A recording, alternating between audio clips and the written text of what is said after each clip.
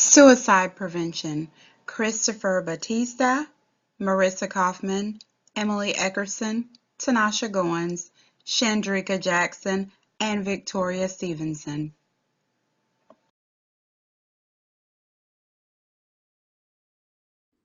The agenda for this presentation really starts with the discussing of the importance of suicide prevention, especially in today's world. Second, we dive into some terminology that's commonly associated with suicidal thoughts or thinking. Third, we're going to go into the stressors that may be experienced by people who have died or attempted suicide. Following that, we're going to go into the warnings and risk factors for adults, adolescents, and children. With these, we're kind of going to look at what may make someone more at risk or the warning signs and how people's behavior may change and kind of how those can be warning signs and knowing that someone is thinking suicidally. Following that, we're going to look at tools for suicide prevention and really help you get a better skill set or knowledge on the skill set on how to interact or intervene or approach someone who may have these suicidal thoughts. Following that, we're going to look at interventions for suicide prevention more from a mental health standpoint on the type of therapies or things that mental health professionals use to combat suicidal thinking. And last, really a look into social media's response to this. Today's world, we really live all of our lives online and we're more open to posting things and living everything we do online. And kind of, we want to see how social media is responding to this notion about people posting everything and every aspect of their lives on the internet for everyone to see.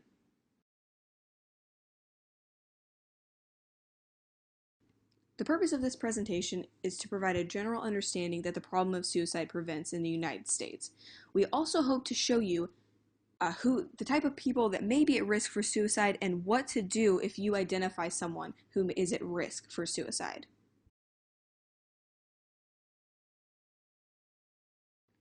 Here's some common terminology that goes in with the field of suicide prevention. Loneliness is an emotional state in which a person experiences powerful feelings of emptiness and isolation. Loneliness is more than just feeling like you want to be with or around another person to do something with them or just be around them in general. It is a feeling of being put off and just totally disconnected from the world and alienated from all others. Worthlessness is an emotional state in which a person feels low and they lack any feelings of value by other people. Hopelessness is a spiritual or relational issue. It often stems from feeling disconnected from a higher power and or other people. Connection with this higher power or other people is meant to help with withstanding grief and loss. This connection allows individuals to rebound from severe disappointments in life. Helplessness is a condition or event where people or a soldier may think they have no control over their situation and whatever they do is futile, such as repeated failure or receipt of a Dear John or Dear Joan letter. We also have guilt. Guilt is a primary emotion experienced by people who believe that they've done something wrong, and this feeling will not go away. It kind of harbors in and within them.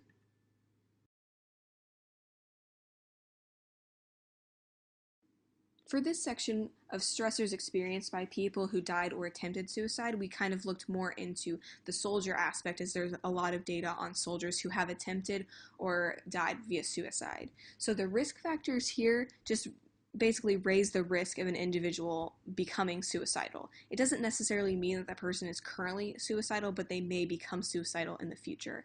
The top 5 stressors experienced by those soldiers who died or attempted suicide were relationship problems, high work stress, legal troubles. They may have been a victim of abuse, or they may have had physical health problems that led to them choosing suicide.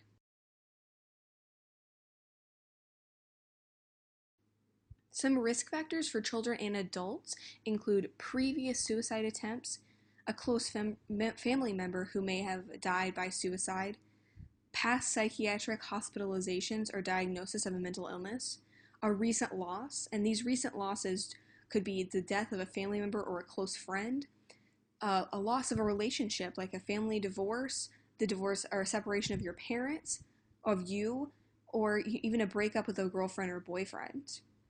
We also can see that poor social skills, like difficulty interacting with others or problems with making friends or starting a conversation, can be risk factors, as a lot of times these go into bullying in schools and things like that. Also, drug and alcohol abuse is a big one. Drugs The use of drugs decrease your ability to control your impulses, making impulsive suicide more likely, or it seemed like a better option at that time.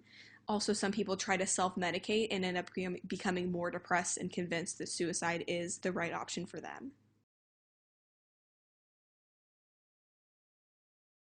Some warning signs that are typically seen more in adults are things like noticeable changes in eating and sleeping habits. Maybe their sleeping schedule has completely flipped, maybe they're not sleeping at all. Talking or hinting about suicide more, so maybe they're being more open in a text message or in a conversation with you about the thought of suicide or dying that way. Obsession with death kind of follows in with that, where it kind of overwhelms their life, whether it's music, poetry, artwork, or even their TV programming history. It kind of, death is all consuming to them. Also, their irritability levels are very high. It seems that they have a hairpin trigger and everything kind of seems to annoy them or set them off, can be a warning sign. And then we did touch a little bit about alcohol and drug abuse earlier, as that does kind of inhibit your impulse control and kind of um, it really makes things seem more important than they are. It kind of enhances small things and makes them into bigger issues. Also, giving away possessions or suddenly making a will, things that maybe were really important to them at one time, now they're seemingly giving away to their friends. That person may be feeling sad, depressed, or hopeless, and not just, a little sad, but like they're very depressed. It seems like it's something they cannot shake. Also, going back to the giving away their possessions, they can be like finalizing their personal affairs, making a will, kind of talking with more of an end stage, idea in their life. Like their speech has changed as well into more like finalizing of terms. Also, a warning sign can be people being worried about them. This can be coworkers, close friends, family. Someone is concerned and someone kind of reaches out to you and says, "Hey, I don't think this person is okay."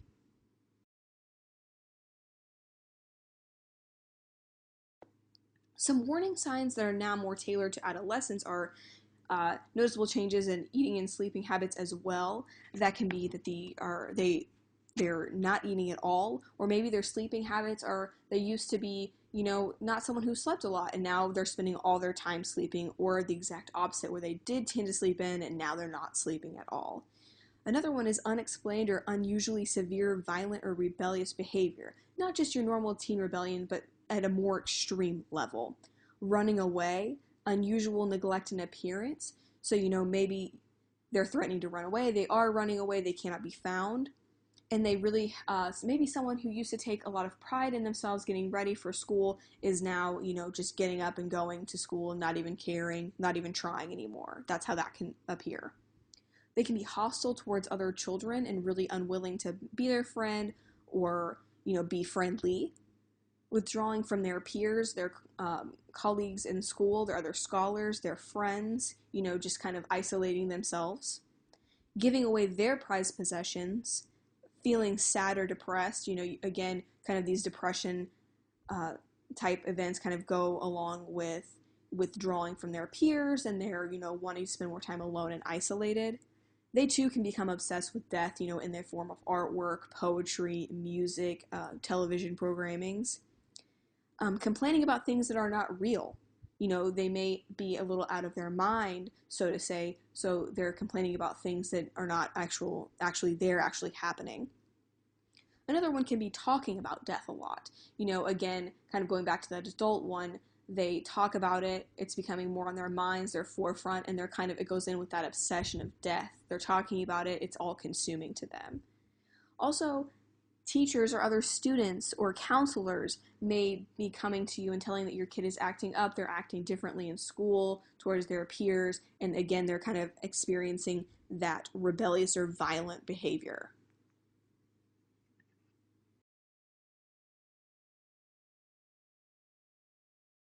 One of the first tools we can see for suicide prevention is to know the warning signs. A common myth about suicide is that you can't do anything if someone is suicidal because you're not an expert. That's simply not true. You don't need to be an expert in psychological health or mental health to recognize when someone you care about is having a hard time and you think it's more serious than just being sad for a few days.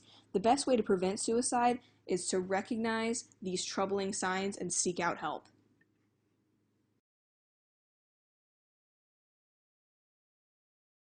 Another tool for suicide prevention is to learn what to do. Another common myth that floats around about suicide is that talking about it may give them the idea. However, evidence suggests the contrary, that asking someone if they're having thoughts about hurting themselves is very helpful. If you suspect someone may be suicidal, all you have to do is talk to them. If you never ask, there's no way to intervene and get them help. Experts recommend the following advice for family and friends who suspect their loved one is suicidal. Trust your instincts. It's such simple advice, and that could really go a long way to save the person you love.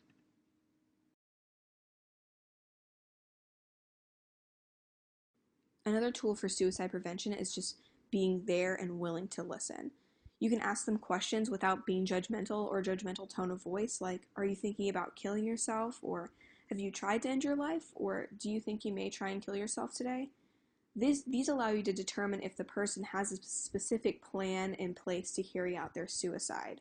Never leave that person alone. Don't swear to secrecy, and do not act shocked or alarmed whenever they confide in you about their suicidal thoughts. One of the biggest important tools for suicide prevention is not to counsel the person yourself. You need to get professional help on the phone, escort that person to a counselor, a mental health professional, a chaplain, or just someone in the mental health field who can really help them with these thoughts. And last, just follow up with them. Just because, they're talking about, feeling depressed or isolated or suicidal, you need to follow up with them. Just check in with them, say, hey, I'm here, offer encouraging thoughts, offer help, and just offer your ear to listen to them.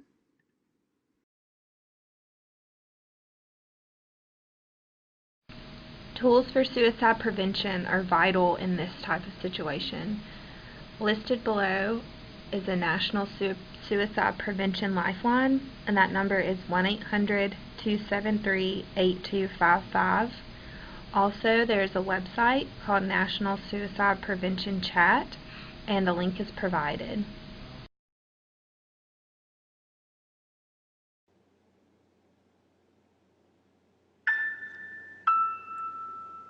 I have my ups and downs, just like anybody else. Maybe more than anybody else. I can be hard to figure out.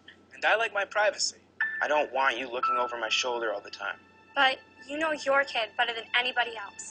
And if you think he's acting different than usual, Acting really down, crying all the time for no good reason, or getting really mad, not able to sleep, or sleeping too much, shutting her friends out or giving her stuff away, acting reckless, drinking, using drugs, staying out late, suddenly not doing stuff he used to love. or doing stuff that's just not like him. it might be nothing to worry about. It might just be high school. Or it might be something more. He might be depressed. Not just feeling down, really depressed. It might be that your kid is thinking about killing himself. It happens. More than you think. More than it should. And people say, I had no idea. I thought it was just a phase he was going through. I never thought she'd do it. I wish he'd come to me. I wish he'd said I something. wish I'd said something. When it's too late.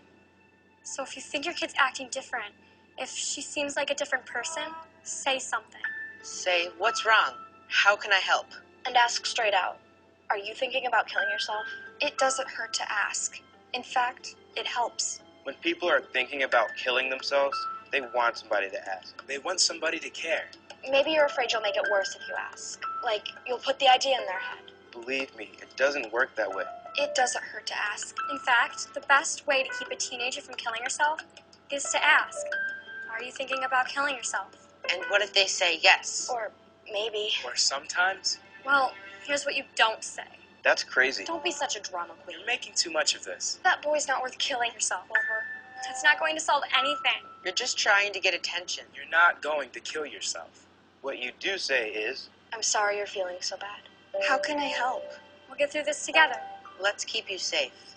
a lot of people think about killing themselves. Adults and kids. Most of them never try it, but some of them do. So if your kid says, I'd be better off dead. I can't live with this. I'm gonna kill myself, take her seriously. Find someone she can talk to about it. Someone who knows how to help. Sometimes kids want to kill themselves because something happened. A breakup, a failure.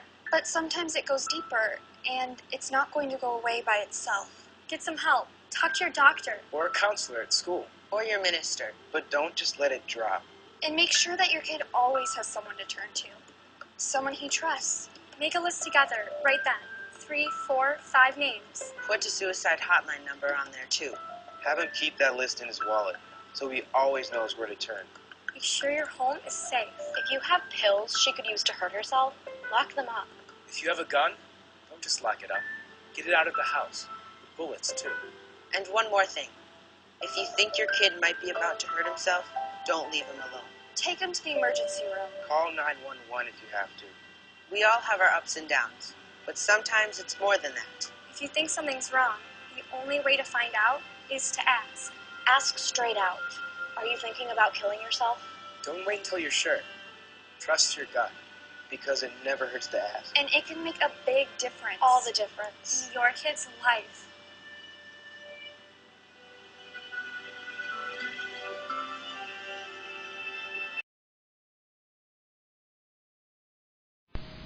Interventions for suicide prevention include brief cognitive behavioral therapy. Typically that falls under about 12 sessions. There is crisis response planning, and it can be done in one session. Then it's monitored over time. Safety planning, and this can be done in one session and monitored over time, just like the crisis response planning. And this is the VA's method. There's also a means restriction / gun safety education. This is another common part of education given to providers who work with suicidal individuals.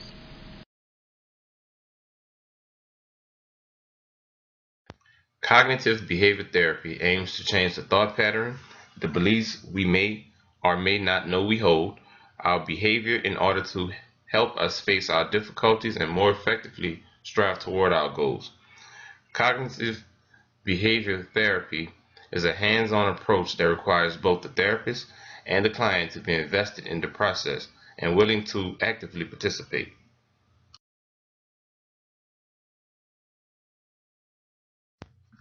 Crisis response planning can be done in one session, then monitored over time.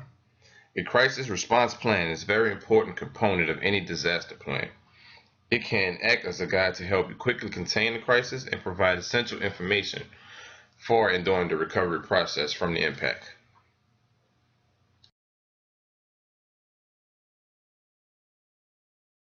Following along in what a crisis response plan is and is not, it is a memory aid to facilitate early identification of emotional crises. It is a checklist of personalized strategies to follow during an emotional crisis. It is a problem-solving tool, and it is a collaboratively developed strategy for managing acute periods of risk. It is not a no-suicide contract, it is not a contract for safety, and it is not a prefabricated list of coping strategies. In this plan, there are generally 8 steps that can be done in correspondence with a mental health counselor or professional. The first step is for the mental health counselor or professional to explain the rationale and reasoning behind the plan and why you might need it.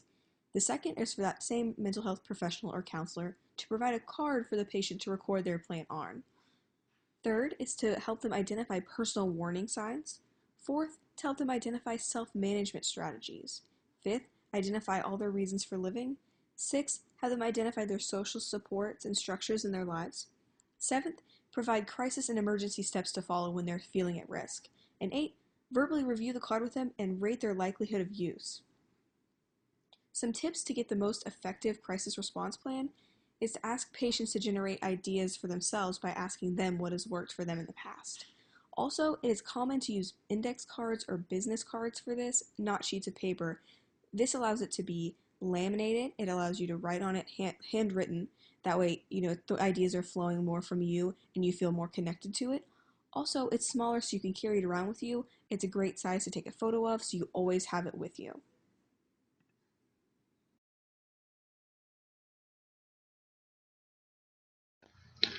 Suicide prevention safety planning can be done in one session, then monitored over time. Having an effective safety plan will help clients and their caretakers understand personal red flags that will tell them they need to seek help. In less dire situations, coping skills might be enough. The safety plan should be written out and carried with the individual in the event of an unexpected emergency.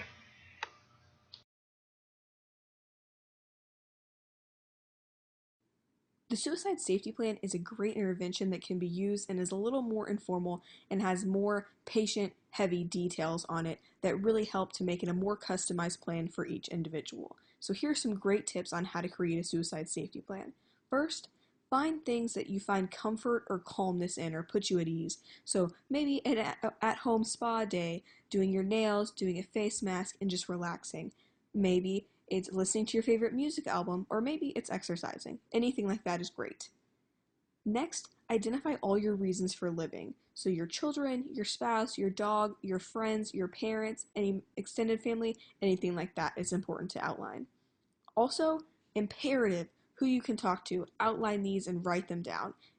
For reasons to live and who you can talk to, for these it is so vital to write down each one of these. All of your reasons for living and who you can talk to. That way you can see and visualize just how many reasons for living you have and just how many people you have in your life that you can reach out and talk with. Following who you can talk to, it's vitally important as well to designate a person you can call or talk to if you need professional assistance. If you're not sure where to start, psychologytoday.com has a great feature where you can plug in your zip code online and it'll give you all the mental health professionals in your area, and it is a great tool, just psychologytoday.com. The final step is really making your environment as safe as possible for you. It may involve removing or securing any items that you're likely to use to hurt yourself, or even removing yourself from that location until these urges have passed. With this step, sometimes it's important to put another person in this step as well, maybe someone from that who you can talk to box, and just say, hey, friend, you want to go grab a coffee or take a walk, just to help you kind of calm yourself and get back to feeling at ease and calm.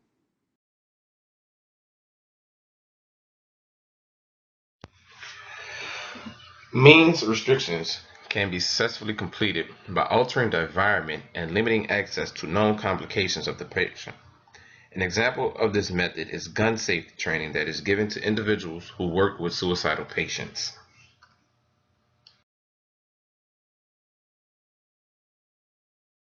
This is a great video that shows how Facebook is implementing new tools and features to aid in the prevention of suicides as we live our lives online now more than ever.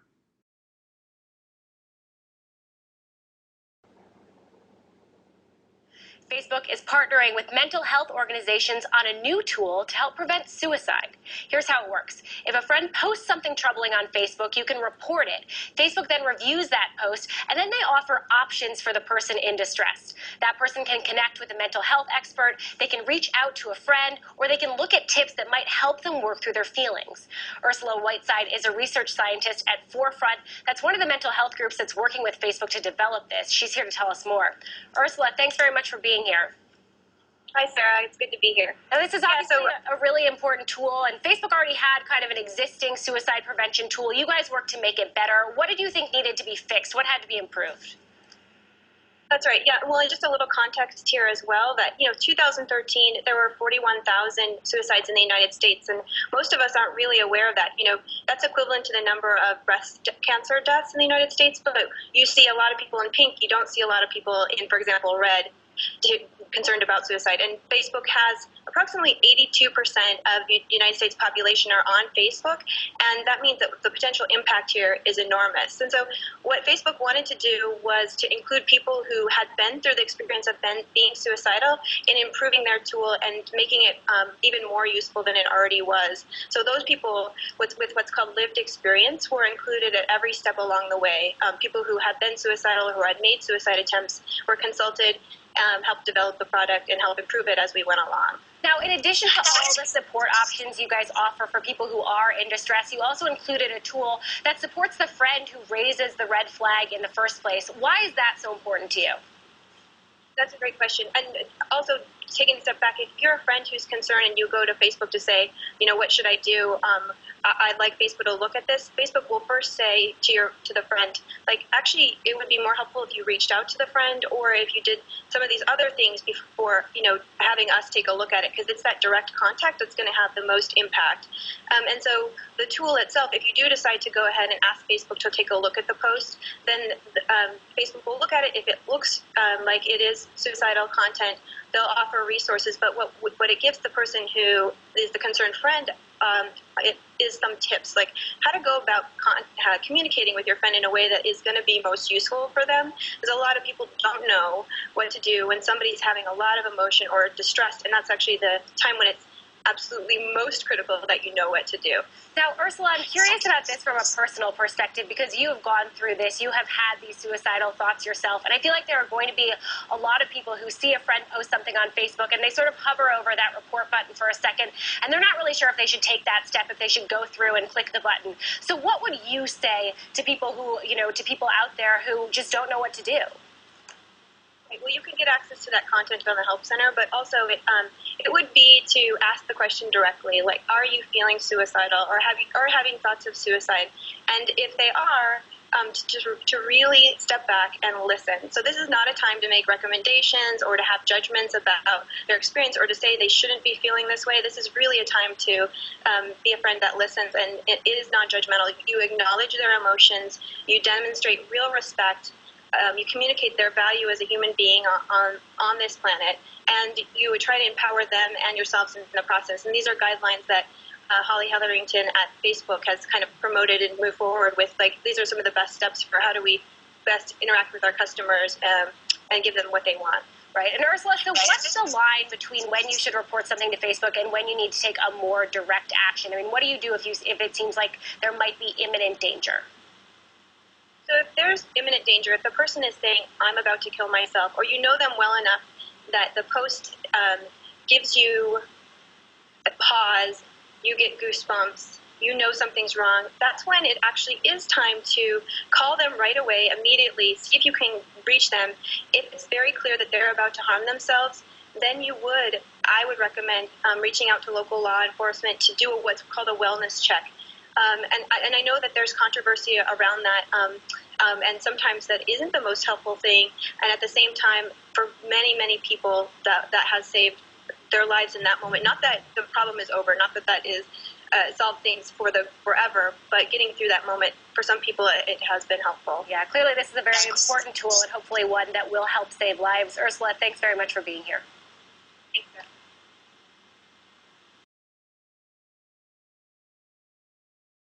In summation, know the warning signs, speak up, and be someone who is willing to listen. Learning those warning signs, you become someone who has a better skill set and knowledge of those exhibiting suicidal thoughts or behaviors. With such skill set, you are able to learn how to appropriately respond, in that speaking up is the vital tool you need whenever you approach someone who may have suicidal thoughts or behaviors or actions. That speaking up comes directly in the form of conversation, saying very clearly, are you thinking about killing yourself? Have you thought about killing yourself, or are you suicidal? Last, it's imperative to just be willing to listen. A lot of times, people who are suicidal are people who feel like they're not cared for, listened to, or heard, and that's all they want is someone who shows them understanding or care. And if you can be that person, you can do a lot to aid in the prevention of suicide.